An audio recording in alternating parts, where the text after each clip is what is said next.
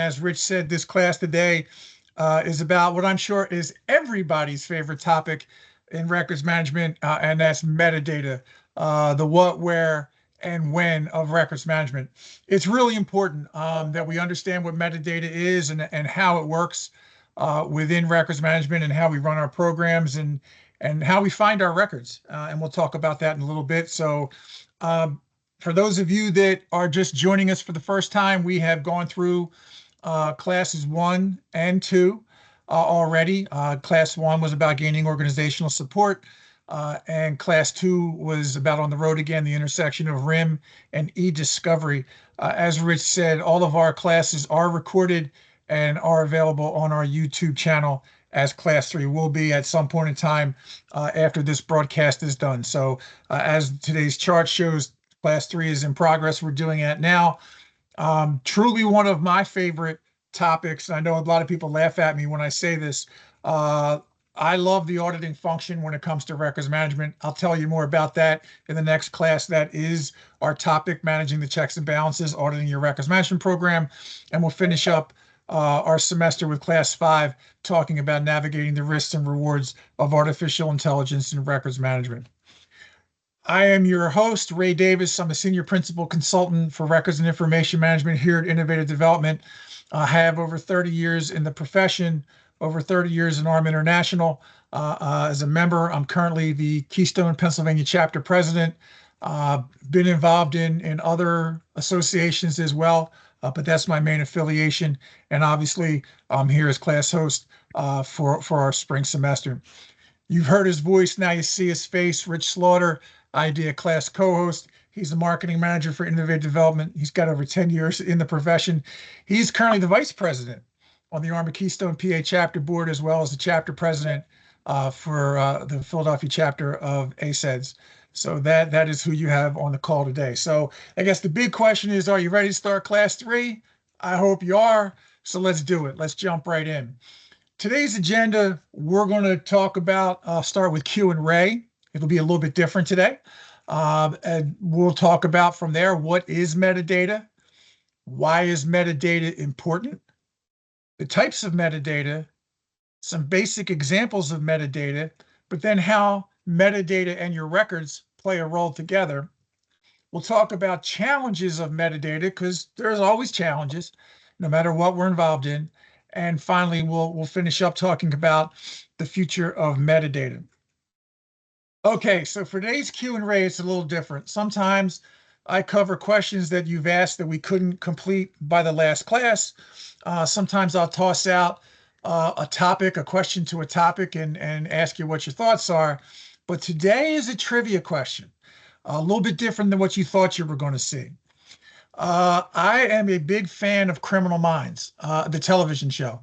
I really have a fascination with people's behavior and what makes people act the way they do.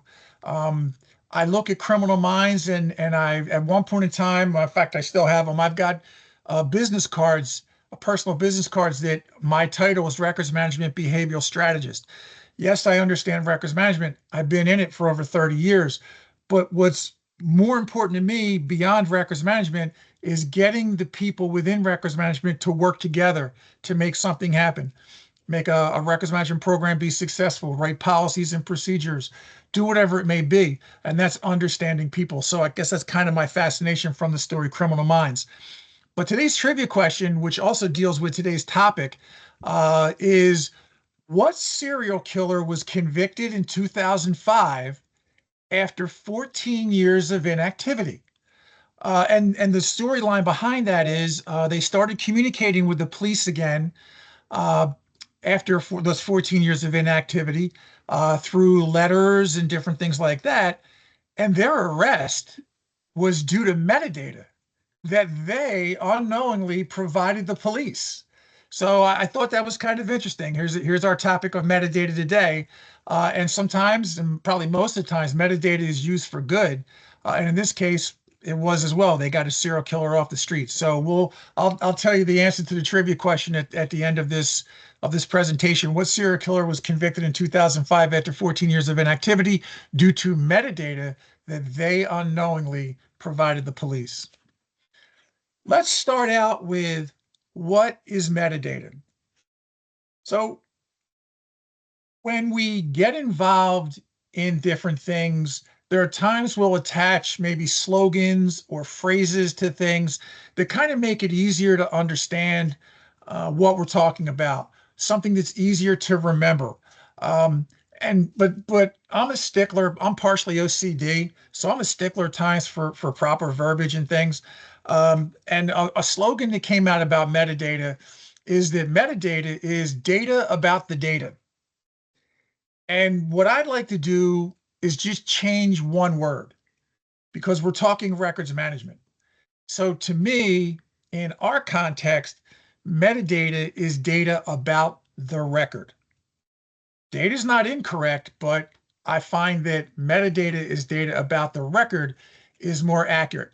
And if you remember in last semester, we talked about some people use the term record, information, and data interchangeably when each is considered their own discipline. So if you figure out who you're talking to, you'll understand, can I use those words interchangeably, or do those words mean specific things to the people I'm talking about, and then react accordingly? Metadata is descriptive. It provides descriptive information about your record. It also assists to add context, and it aids in your organization finding your records, which is something that has premium importance in what we do. Saving the record is one thing, finding the record is another. When we think about metadata, we're also thinking about electronic records. And it's an automatic assumption, metadata and electronic records. And for electronic records, they maintain metadata within the systems they're stored, whether it's software that's managing the records, whether it's a line of business system that an organization is using. Metadata can be generated within the system that the record is being stored, while some metadata is collected upon creation. Uh, Case in point, uh, if I had my personnel file, the date that probably fills automatically when my file was created electronically is the date of hire. But in my previous position at Commerce Bank, I was there for 20 years. So for 20 years, the date of termination was blank because I was still working there. It wasn't until 20 years later when I left the organization that someone had to manually go in and fill in that metadata field of when I was gone. So other metadata is collected while events are happening, like I just described, but metadata and electronic records are well known as working together. I do periodically get the question, do physical records have metadata? And the answer is yes, they do. The metadata is included on the physical record itself. So it's collected through human activity as the record's created and as the record is modified over the time that it's within the organization. There are times in the storage process that metadata is also created. As an example, I ran an on-site record center in a warehouse. We had over 10,000 square feet dedicated to managing boxes and files. So if we managed those boxes and files with transmittals, what we call a transmittal form, and third-party vendors use these as well, you could put the record code in, you could have the record description or the record type. You'd have the time span of the record, the from and to dates. It could be from January 2025 through February of 2025, and that's what's in the folder or the box. But it gives you the ability to just list exactly what that record is and some of the metadata from the record. So if you ever need to look it up, you can actually, once those transmittals are either data entered into a system or they're scanned into a system, you can then try and find your records that you're looking for through the metadata that's actually been put on the transmittals. If your records are within the office environment, then you can have metadata that's on the labels, on the files or the boxes if they're stored that way, or in file cabinet drawers. If you go into human resource department, they're going to say keep personnel files in one area, policies and procedures in another. So unfortunately, it's metadata written down through the human intervention portion of it, but that is one way to spot your metadata when it comes to physical records. I told this story last semester, but it definitely applies to today as well. It also applies to our topic of last week, where we talked about the intersection of e-discovery and RIM. A number of years ago, I was a guest panelist along with three other people, and we spoke at a real estate convention in Atlantic City, New Jersey, and it was about records management. And after our panel presentation, our whole group was sitting together having lunch. One of the panelists was a lawyer from Philadelphia.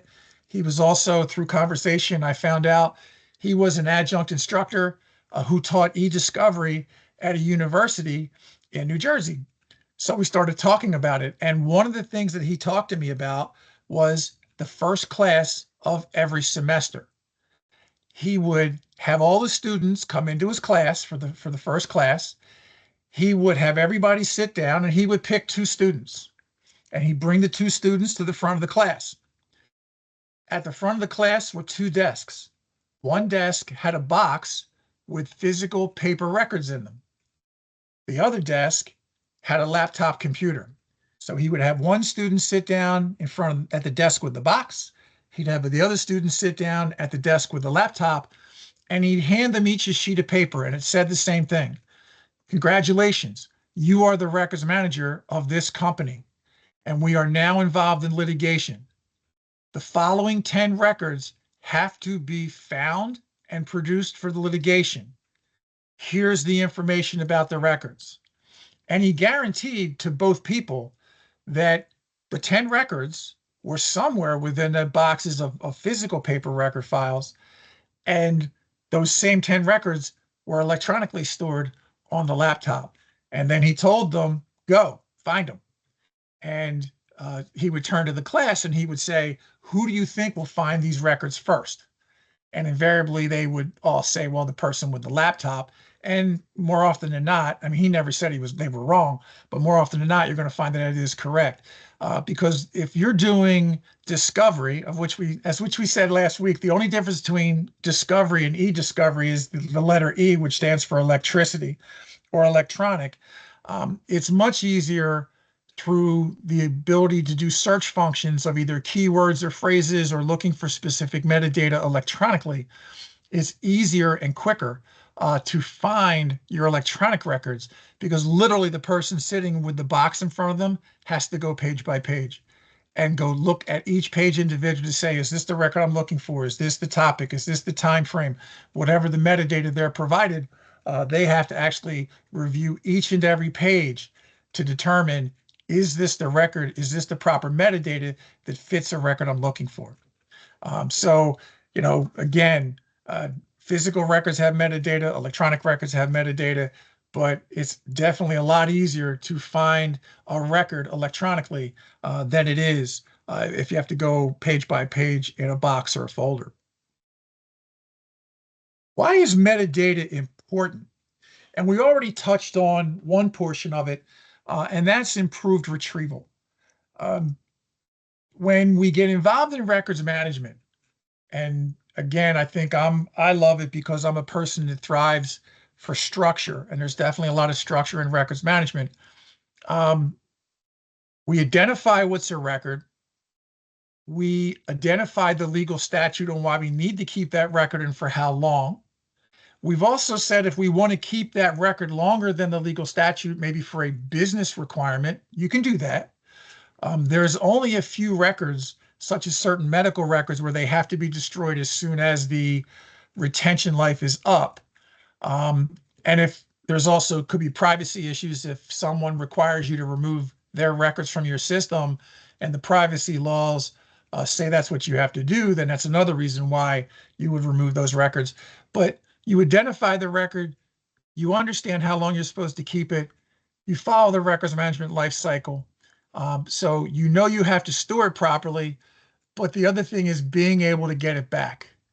And one of the ways to get those back, as we talked about, is understanding that you have metadata. What is it? And going through searching for that particular metadata to find the records that you're looking for.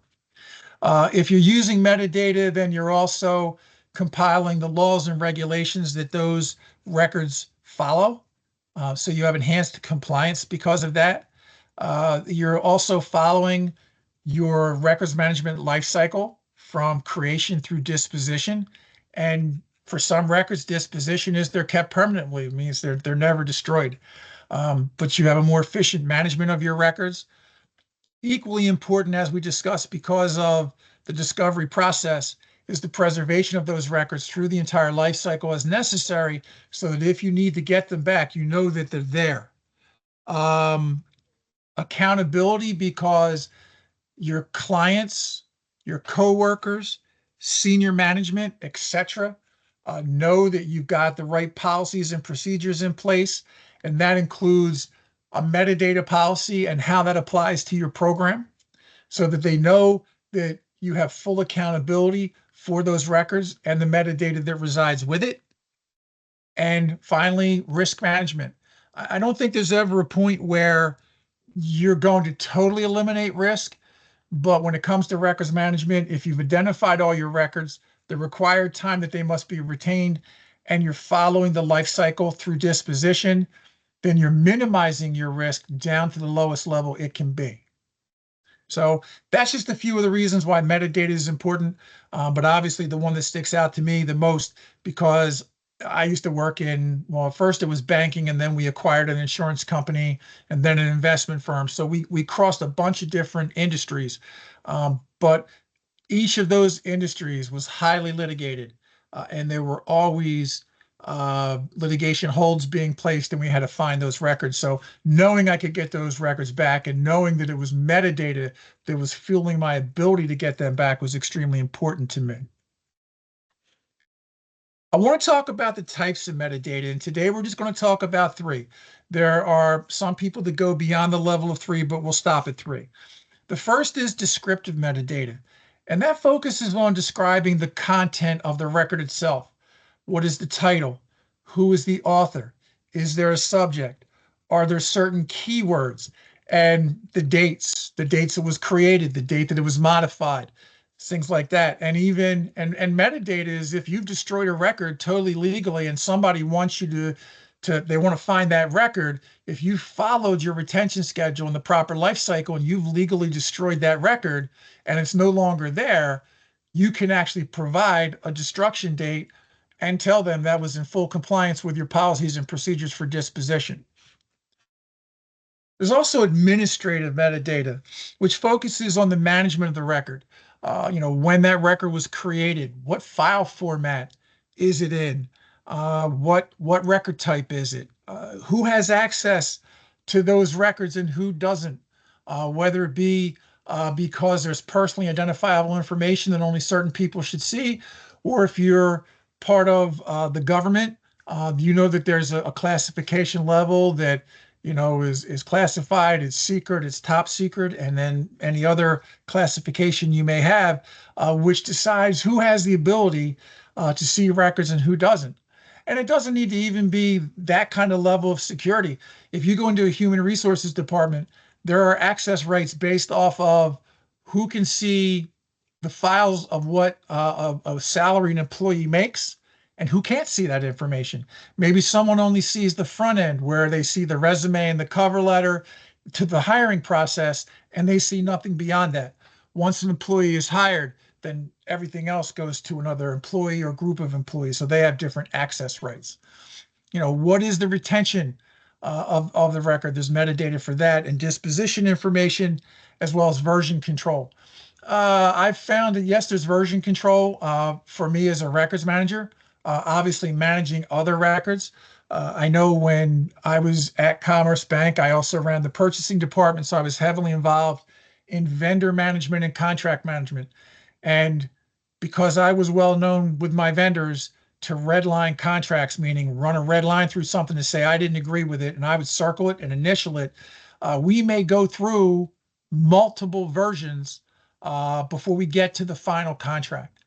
And at some point in time, after the contract signed, more than once over those years, I've had people say, well, didn't we have this term in the contract? I thought we had this term in the contract, but it's not here.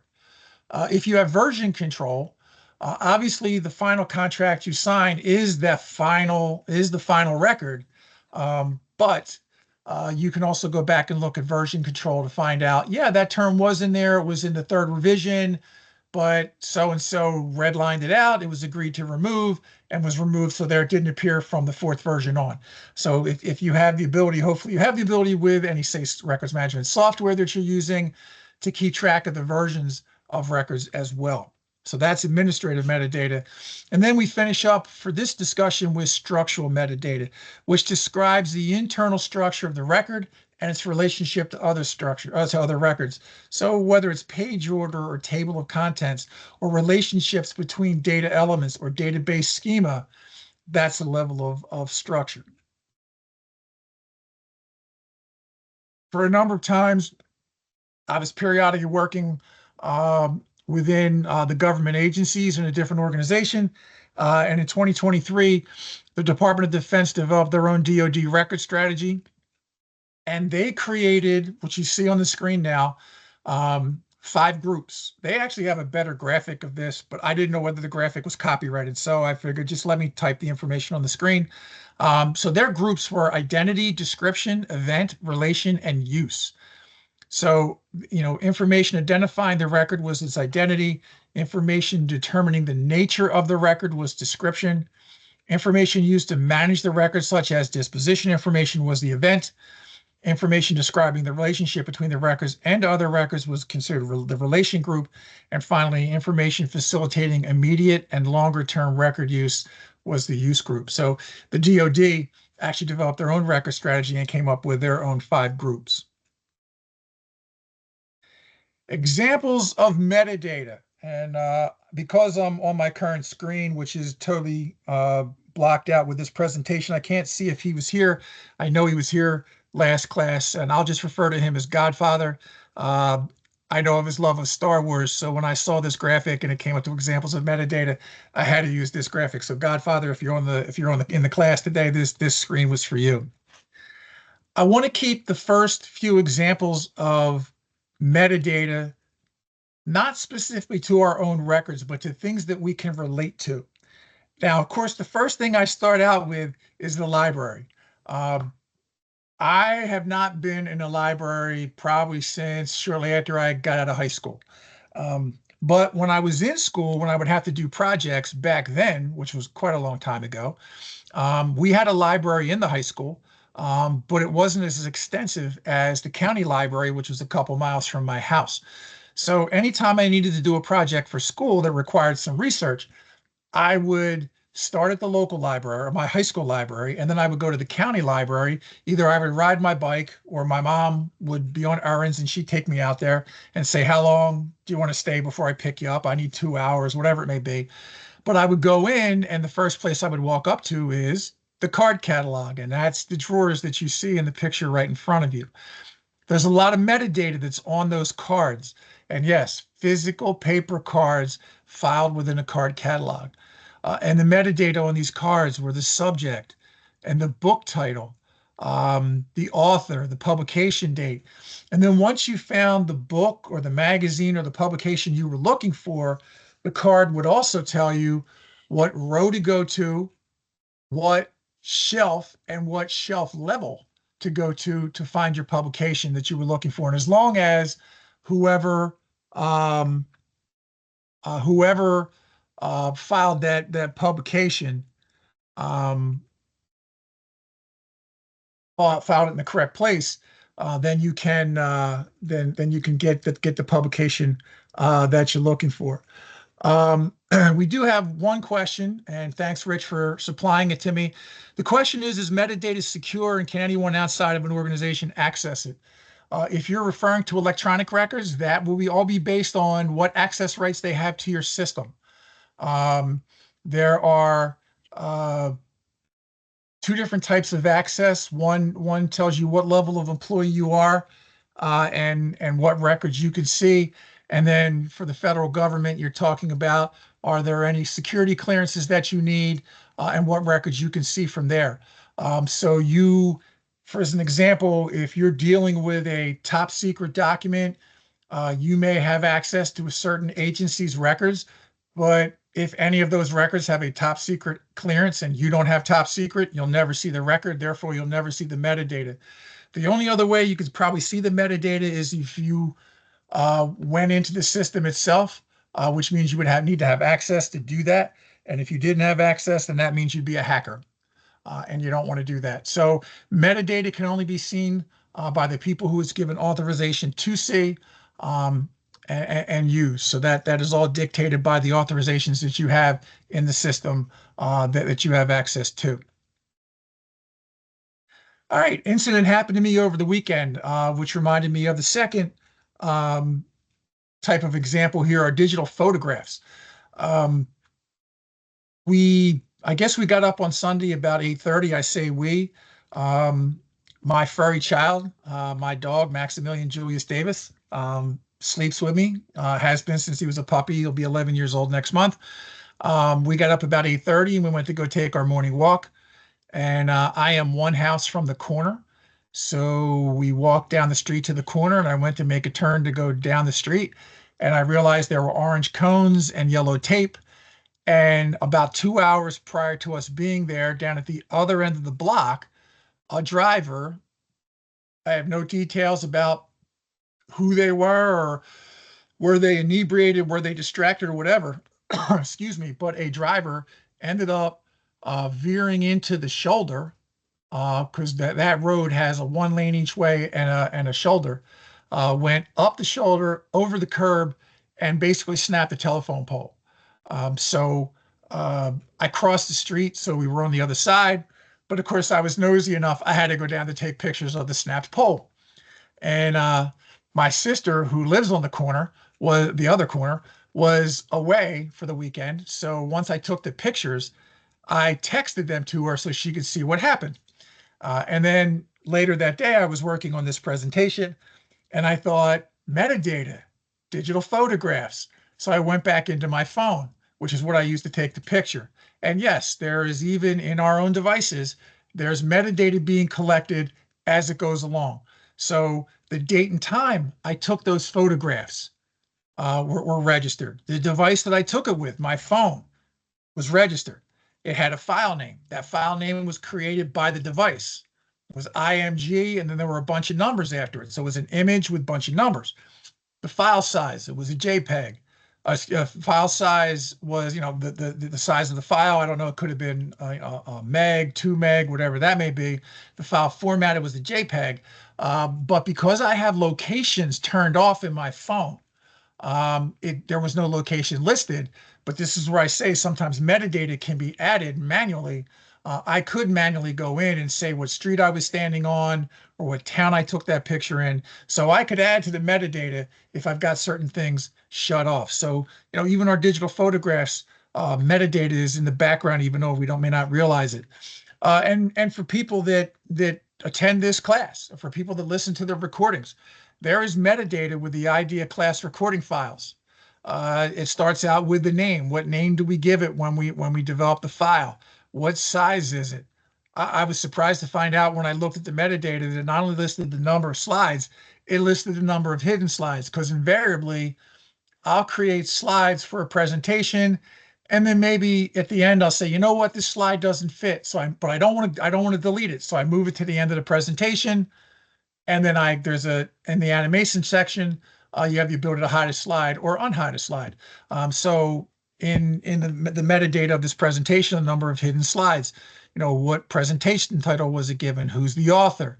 When was it last modified by? And what was the date it was created, and what was the date it was last modified? So there's a lot of metadata even in the background. So there's just a few examples of metadata and things that we can all relate to that, are probably outside of our job, but in our personal lives, we can definitely relate to. So I want to talk about metadata and your records, and I just wanted to give you some examples. Here, the first one is real easy. We all deal with email. Therefore, we all deal with email metadata.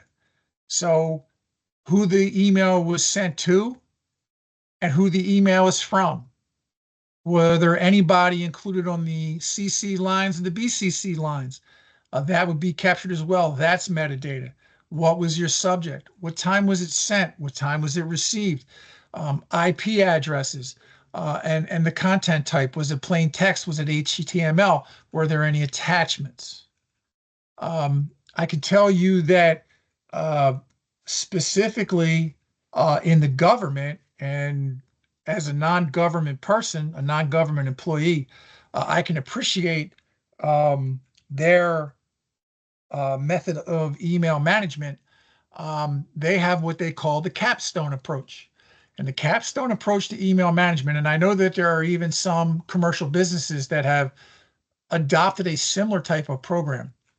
If there are people within the organization, within the government agency, that's considered a capstone official, those are the top level officials in the organization, their emails are kept permanently. If you're the next level down, which you're entitled a non-capstone official, and if you go into their email management policies and procedures, you'll see who qualifies under which category. Their emails are kept 7 years. And if you are considered support or administrative, your emails are kept 3. Why do I like this approach? I like the approach because it's structured. So I know that should surprise you. You've heard that term multiple times today. Um, but it gives a clear example of how long the email will be kept, regardless of its content. Now,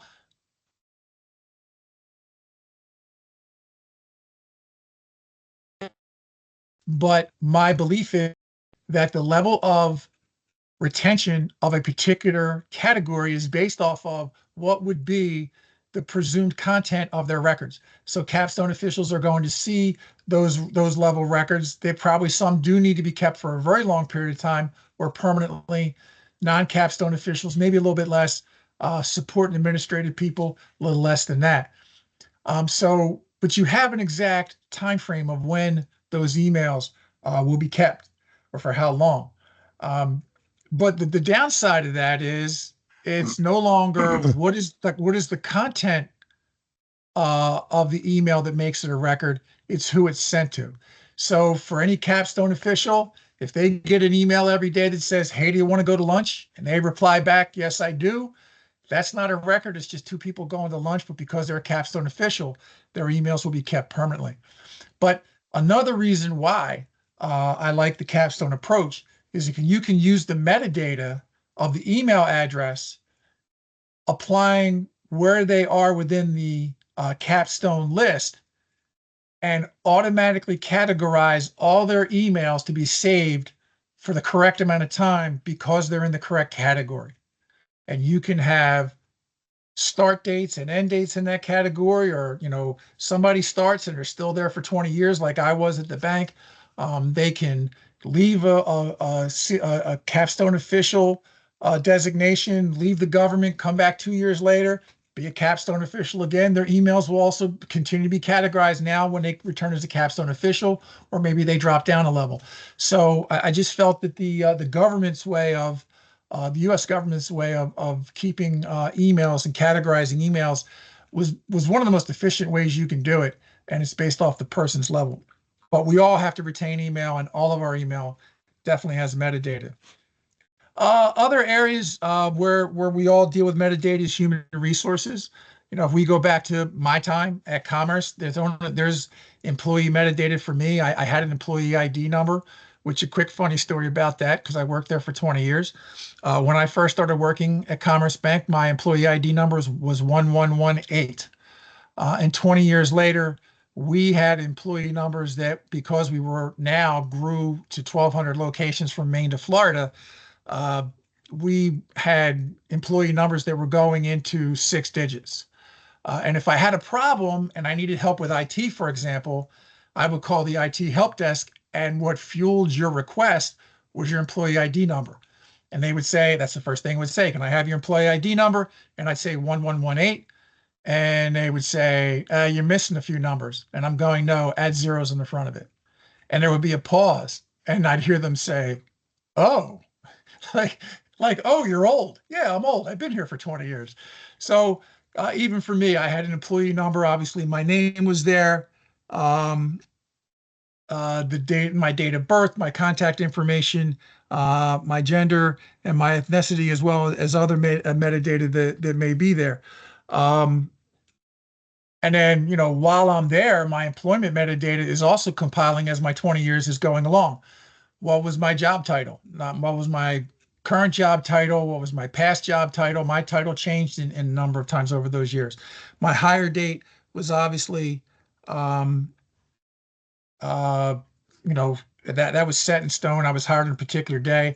What was my employment status? Was I full time? Was I part time? Was I working as a contractor? And while the entire time I was there, I was full time. We definitely had people that maybe started full time when they were in high school. They had it as a part time job in high school and became a full time employee after they graduated. So that status can change. What department or division do you work in, and is that tracked if you move to a number of departments? There is only one termination date, or should only be one termination date, unless you get hired a second time. And that, again, that's one of those pieces of information, one pieces of metadata that only happens because someone manually enters that information into the system. So the day after I left Commerce Bank, someone should have entered my termination date into the system. And this is where we start talking about uh, quality of data and accuracy of data. If somebody forgot to enter my termination date into the system, then the system would think I'm still a current employee, because that termination date allows the records management lifecycle to be followed. And at the time that I was managing records for Commerce Bank, employee files were kept 6 years after a termination date. So that clock starts ticking the day after I'm gone, and should have been uh, destroyed. My file could have been destroyed in 2015. If they never did that and nobody ever followed up on it, I could still have an active employee file, although that organization's been acquired by another bank now. So, excuse me, my file would just be a part of their organization now. But that just shows you, how important making sure you have accurate metadata and up-to-date metadata can be. We always worked with our facilities department. They were building branches and operational buildings all the way up and down the East Coast.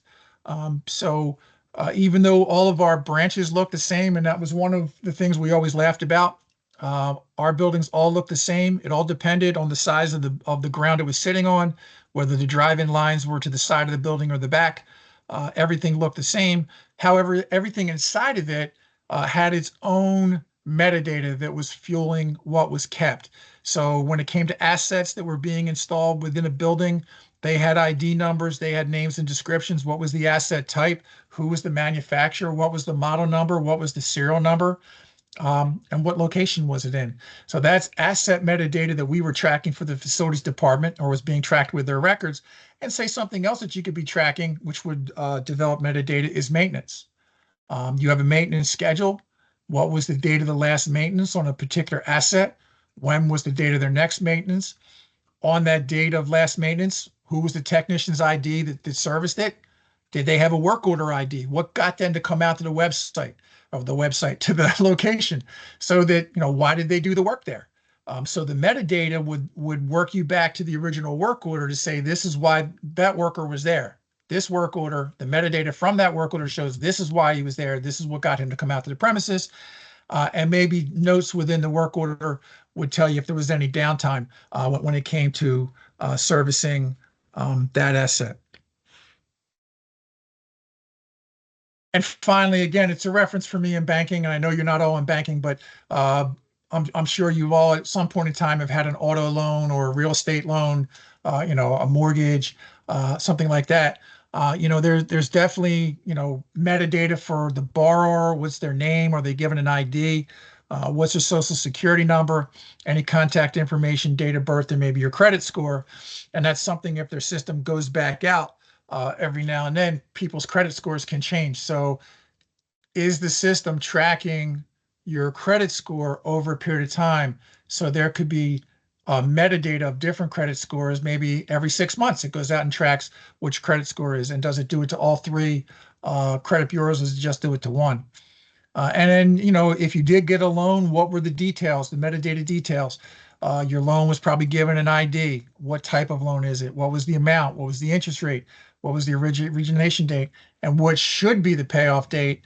And was it an actual payoff date? There'll also be a final status. Was the loan paid, or was the loan charged off? And charged off is meant for a loan where the person doesn't make the payments as they should, and they physically write the loan off. Okay. The challenges of metadata, and there are going to be challenges. Um, there can be inconsistency in how the metadata is entered, especially if it deals with someone manually doing it, which gets into the topic of human interaction. Human beings are fallible. Um, if you were to give me a sentence to type, and I'll tell you what, I never told this story before, but if there's one thing, there's a number of things I'm glad that I listened to my mother about. But if there's one thing I was glad I listened to my mother about, is that she had me take 2 years of typing in high school. Now, that was in the late 70s. That was back before typing is now called keyboarding. But it taught me how to use both of my hands, and my fingers were for specific letters and numbers on the typewriter, and I could literally type without looking at the typewriter at all. I could, whatever notes I've got, I can type from, and I'm not a person that says they hunt and peck, where they use both their index fingers and they're hunting and pecking around the keyboard. I can actually use both hands, have for years, have for a long time. Uh, but if you were to say to me, all right, Ray, I want you to type the following two sentences, and I'm looking at the paper and I'm typing those two sentences, how many times would I be 100% accurate? And I will also tell you that I have an appreciation for people who grew up in my time, where when we took typing and you were graded on accuracy, maybe you tended to go a little bit slower so you knew you were accurate, because in the old days, trying to correct uh, a mistake on a piece of paper. We didn't have liquid correction paper fluid back then. Um, but now if you make a mistake on a keyboard, you just hit the back button. We didn't have a back button back then when you're typing with a typewriter. So in these days, I think people tend to go a little bit faster, maybe at times faster than their skills um, allow them to, or they should allow them to. And if you had them type a couple sentences, the screen will obviously tell you, because it does spell check, what words are not spelled correctly. So there is a level of inconsistency in the challenges of metadata, and it kind of is due to human interaction, because it's based off of a human being doing something 100% correctly. And if they're on point that day, they're going to be 100% correct. And if they're not on point, then there could be mistakes, and that could cause a problem, especially now if the metadata gets accepted, and you are now down the road searching for a particular record, and your metadata is bad. There should be a level of standardization, and sometimes there is a lack of that. Again, quality, volume is huge, and that volume is huge because it just seems like, and I haven't seen a case study lately, but there is definitely uh, an increase in the volume of records generated by organizations. So therefore, there's more records, there's more metadata, there's more things to get accomplished and get accomplished correctly. And while I list technology as a challenge, um, I don't think technology itself is the challenge. It's making sure that we have the right technology to do what we want. And I know that sometimes we don't have the level of technology we need, because the budget that we have do not allow us to do that. So, those are just some of the challenges in metadata. But again, there's challenges in everything we do, and we can overcome each of these challenges if given the appropriate amount of time and resources. And finally, for today, we'll talk about the future of metadata. Um, And yes, excuse me, I combined numbers and bullet points on the same slide. I apologize. Um, but I felt that to me, the number one uh, thing in the future of metadata was automation and artificial intelligence. Um, Artificial intelligence has been around for a long time. Excuse me. But I think we're using it now more than ever. And it's definitely being incorporated into the software that we're using. And I encourage you, if you're out there acquiring records management software, that's one of the questions that you should be asking any of the providers that you're looking to potentially consider for using their software. Do you incorporate artificial intelligence into your software? And if you could please tell me how that artificial intelligence is used. I can tell you that artificial intelligence is used, as I said earlier, in the capstone approach.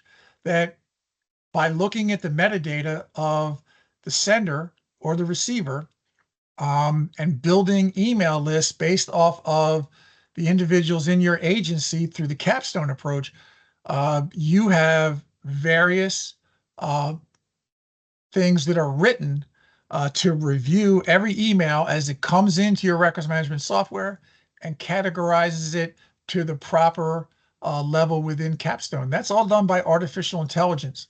Um, in looking at a number of demonstrations over the years and webinars that are provided, uh, it's obvious now that you have uh, artificial intelligence that is ingesting an organization's records, and it is learning what record type something is and how long it should be kept.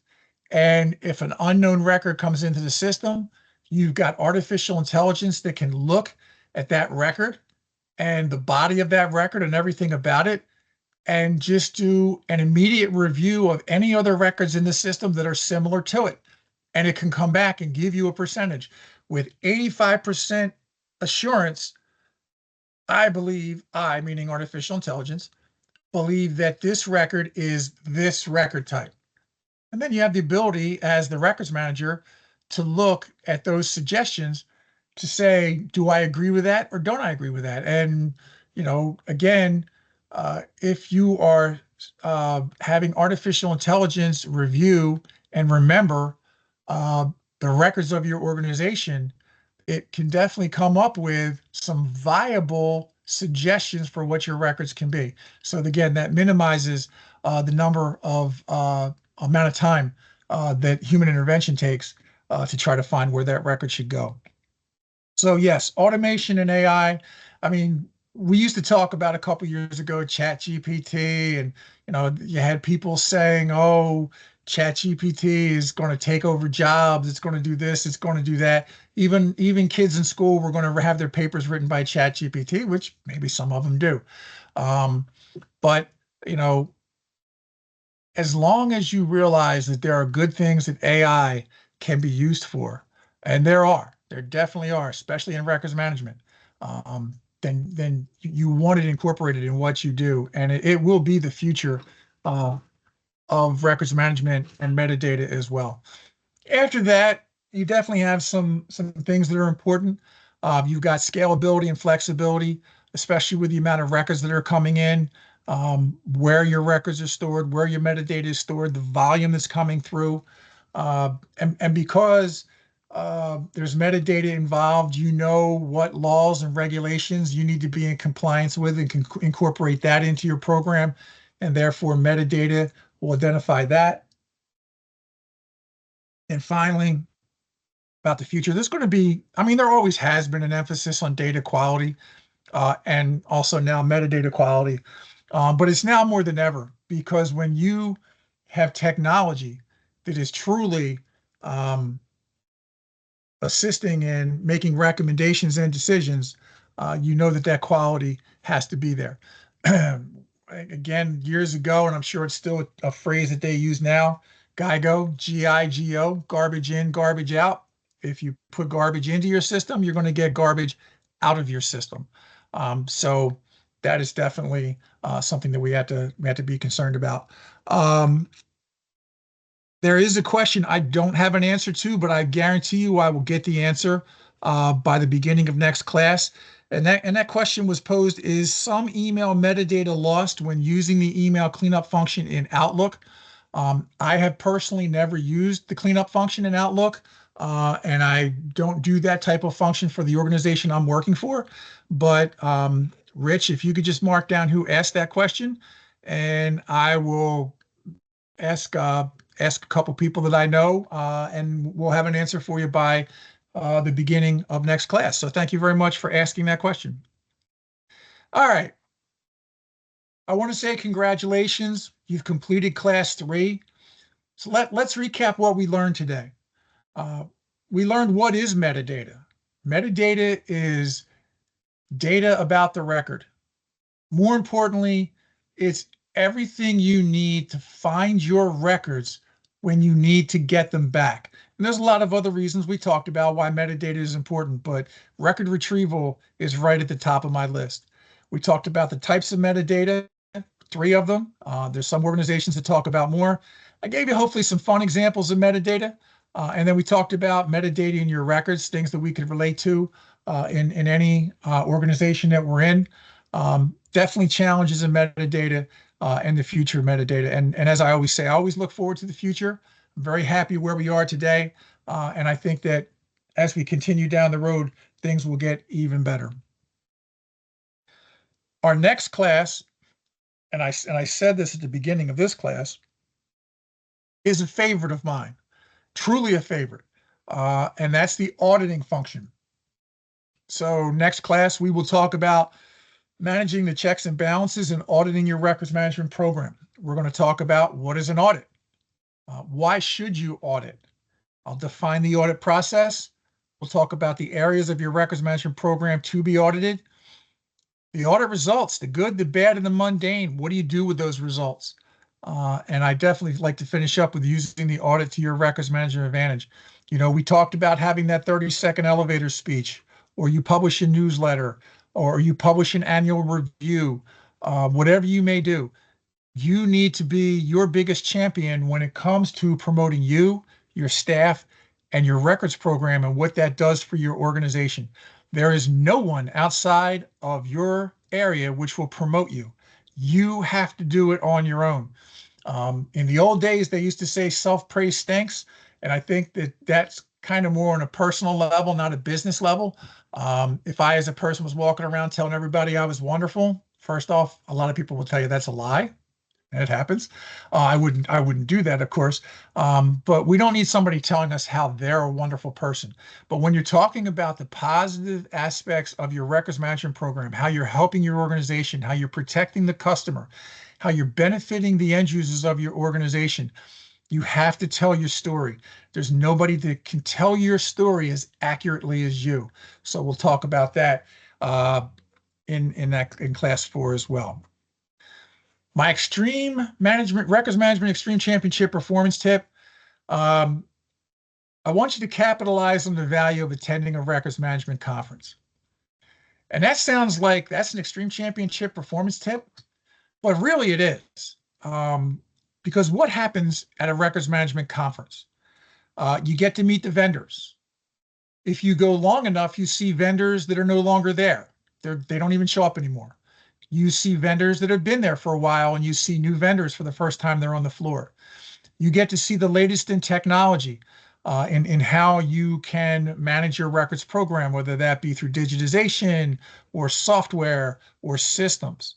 There's networking where you get to talk to other records managers. I mean, literally, there's some conferences that I go to where I know I'm only going to see certain people at this conference once a year. And we look forward to getting together. You know, I haven't seen you in a year. How are you? What are you doing? This is what I'm doing. But networking in general, records management is the most giving profession I've ever been a part in. And if you need help, if you need an opinion, if you need a recommendation, if you need to be pointed in the right direction, developing that network is going to make it happen. When you go to a conference, you find out what's new. What's new is the first time it ever hit the floor. You also find out what's old. What did we used to do that? That's kind of fading away now. We're not doing that anymore. And does anything take you by surprise? One of my previous bosses I talked about over these classes is a gentleman named Bob Heyman. And his side was more on purchasing and strategic sourcing, where I was strategic sourcing, but I also did records management. And he would basically use the conference as a barometer to how effective he could be with his job. If he could walk on a conference floor and say, nope, I know these vendors. I've had that education. I know those topics.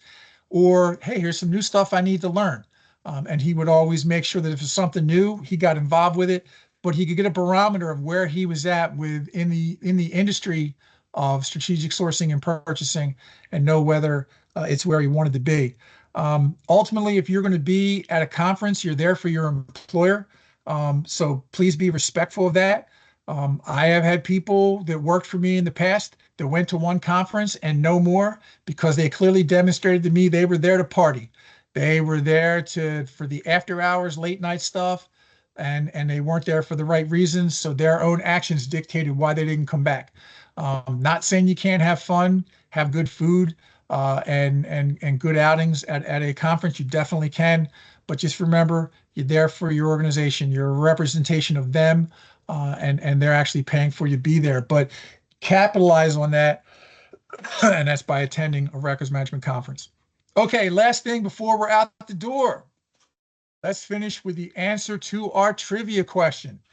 And that question was, what serial killer was convicted in 2005 after 14 years of inactivity? And that happened because they started communicating with the police again, and their arrest was due to metadata that they unknowingly provided the police. Ladies and gentlemen of the jury, their name was Dennis Rader, who went by the name BTK Killer. What had happened was he stopped, as I said, doing the bad stuff he was doing and disappeared. Nothing. They didn't hear from him. They didn't know anything about him. And all of a sudden, 14 years later, he sends a letter saying, I'm not dead. I'm not gone. I'm not in jail. I'm still here.